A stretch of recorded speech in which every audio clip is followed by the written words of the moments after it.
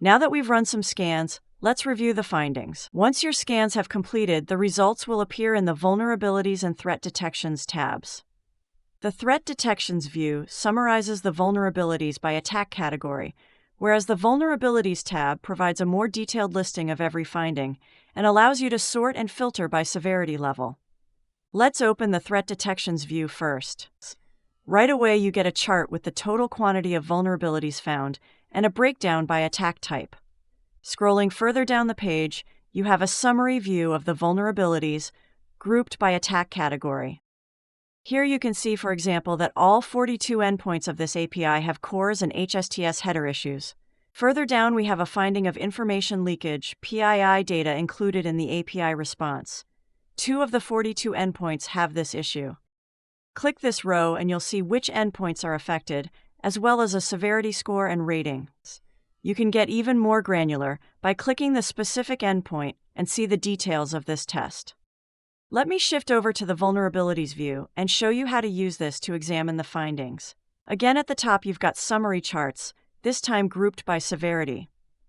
On the right, there's a timeline showing the vulnerability trend. Back to the pie chart, these elements are clickable and filter the data in the table below. Let's focus on our critical vulnerabilities and filter the table for just these.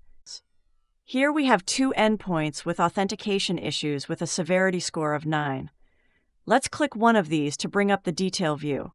On the left, you have information about the test category, the description, the assertion, i.e. the pass-fail condition, and remediation guidance. In this example, AppSec is running a test against an authenticated endpoint, but without proper credentials.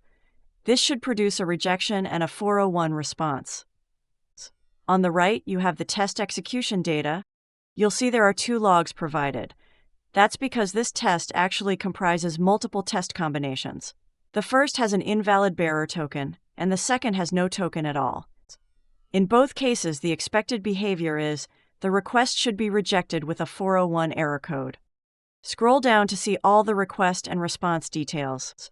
Or if you prefer, you can see the raw log view as well. There's more you can do here.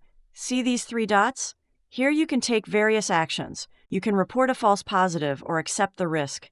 In both cases, you'll be required to document your reason for audit purposes.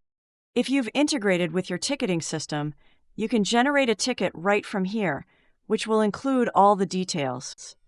You can also export this test as a curl command if you want to reproduce this in another environment, and also export the logs. And finally, if you've made some changes and want to rerun this specific test, just click the rescan button and find out if your vulnerability still exists.